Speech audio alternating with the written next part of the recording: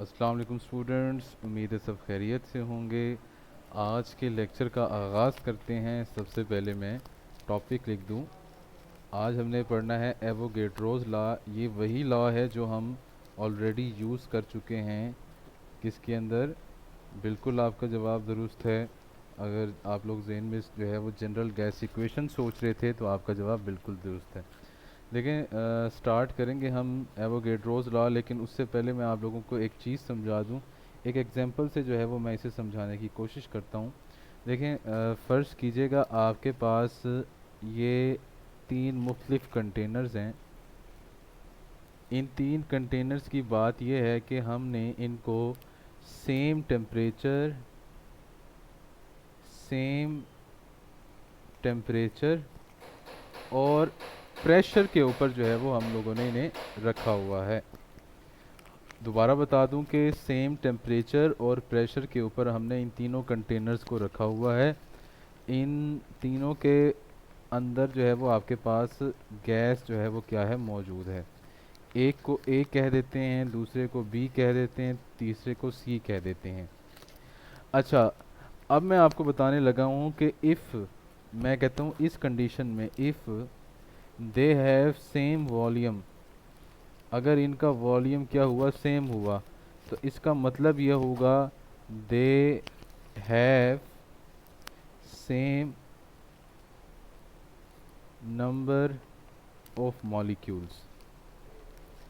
अब मैं आप लोगों को ना इसकी प्रॉपर डेफिनेशन बताता हूँ, तो मेरे ख्याल में आप लोगों को बेहतर समझ आएगा कि if we have different gases at same temperature and pressure and it have या they have same volume, then they must have same number of molecules। कि अगर आपके पास डिफरेंट गैसेस जो है वो मौजूद हैं, उनका वॉल्यूम सेम है, सेम टेम्परेचर और प्रेशर के ऊपर, तो उनमें नंबर ऑफ़ मॉलिक्यूल जो है वो सेम होंगे। इसको अगर मैं उल्टा करके पढ़ूँ तो मैं ये कहूँगा कि अगर आपके पास सेम टेम्परेचर और प्रेशर पे डिफरेंट गैसेस मौजूद हैं और आपके पास उनमें सेम नंबर ऑफ़ मॉलिक्यूल्स क्या हैं, मौजूद हैं, तो लाजमी बात है कि उन सब का वॉल्यूम भी सेम होना चाहिए।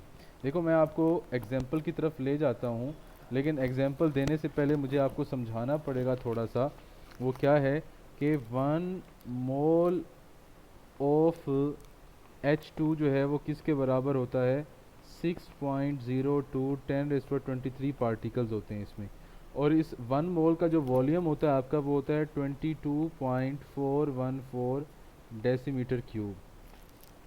इसी तरह से 1 मोल अगर आपके पास फ़र्ज़ करें मौजूद है ऑफ O2, तो उसमें भी 6.02 10⁻23, और इसमें भी आपके पास 22.414 उसका वॉल्यूम होगा।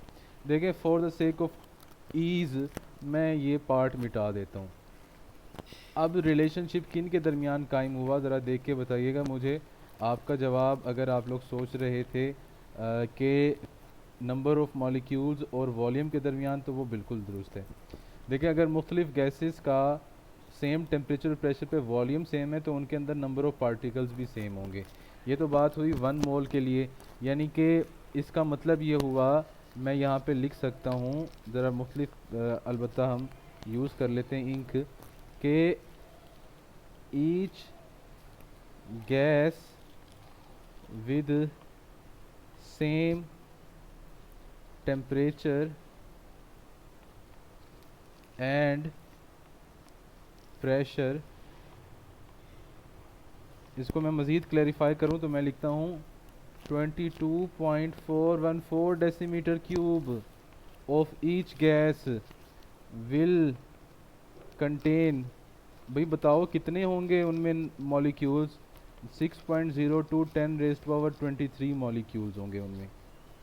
ठीक है, इसका मतलब ये हुआ कि जनरली अगर बात की जाए तो 22.414 डेसीमीटर क्यूब ऑफ वॉल्यूम किसी भी गैस का अगर सेम टेम्परेचर और प्रेशर पे सबको स्टोर किया हुआ है, तो उनमें मॉलिक्यूल्स की तादाद होगी 6.02 10⁻23।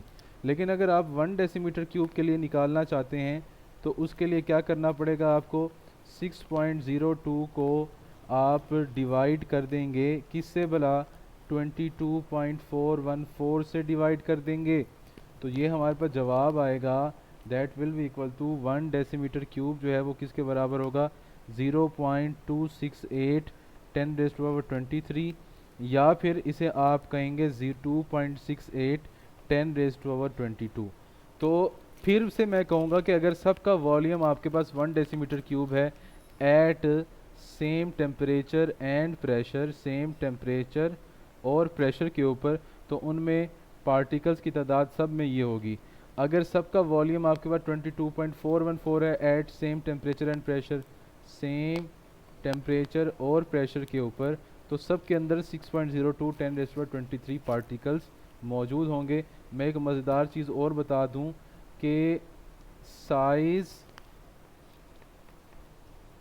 एंड एक साइज़ हो गया और एक आपके पास मैस हो गया, वेट हो गया ऑफ मॉलिक्यूल्स। मॉलिक्यूल्स का साइज़ और मॉलिक्यूल्स का जो मैस है do not affect the volume, कि वो कितना वॉल्यूम ऑक्यूपाई करेगा ये साइज़ से कुछ नहीं होता।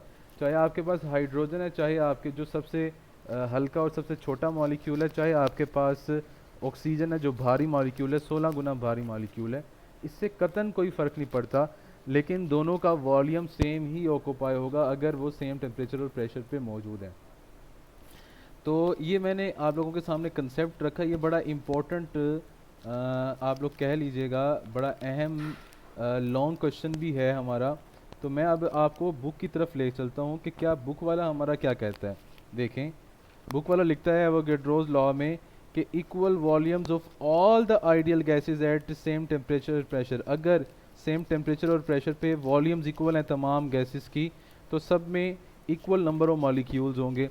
This statement is indirectly same as has been use for evaluating general gas equation, कि हमने क्या कहा था जनरल गैस इक्वेशन में कि मोल्स जो है वो n है वो डायरेक्टली प्रोपोर्शनल है v के, यानी कि जितना वॉल्यूम बढ़ता जाएगा उतने मोल्स बढ़ते जाएंगे। मोल्स बढ़ने का मतलब मॉलिक्यूल्स की तादाद में इजाफा हो रहा है, या जितने तुम मोल बढ़ाते जाओगे दूसरे लफ्ज़ों में वॉल्यूम बढ़ता जाएगा।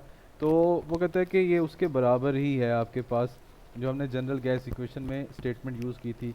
Since 1 mole of any gas has Avogadro's number of particle, तो यूँ भी कहा जा सकता है कि 22.414 decimetre cube of various ideal gases eight STP will have Avogadro's number of particle. इसे मैं बड़ी डिटेल से आपको पहले ही बता चुका हूँ। तो 22.414 of gas at 273.16 kelvin and 1 atm pressure has number of molecules कितने होंगे भाई, लाजमी बात है एवोगैड्रोस नंबर। और अगर हम 1 डेसीमीटर क्यूब की बात करें, जैसे hydrogen, helium, nitrogen, oxygen, carbon monoxide separate vessels में हैं, तो उनमें क्या होगा, C2.68 होंगे। ये कैसे ऑब्टेन करेंगे, आप 6.02 को इससे डिवाइड कर देंगे 22.414 से, मैं पहले ही बता चुका हूँ। Similarly when the temperature are equally change for these 4 gases, अगर इन 4-5 गैसेस के लिए टेम्परेचर और प्रेशर को सब में बराबर तब्दील करेंगे, तो भी आपके पास जो नंबर ऑफ मॉलिक्यूल्स हैं वो यही रहेंगे, उनमें कोई ऐसा ख़ास फ़र्क नहीं रहेगा। तो ये आपके पास था जो है वो एवोगैड्रोस लॉ। फिर लास्ट वाला पॉइंट मैस वाला, वो भी मैं आप लोगों को जो है वो यहाँ पे क्लैरिफाई कर दूँ।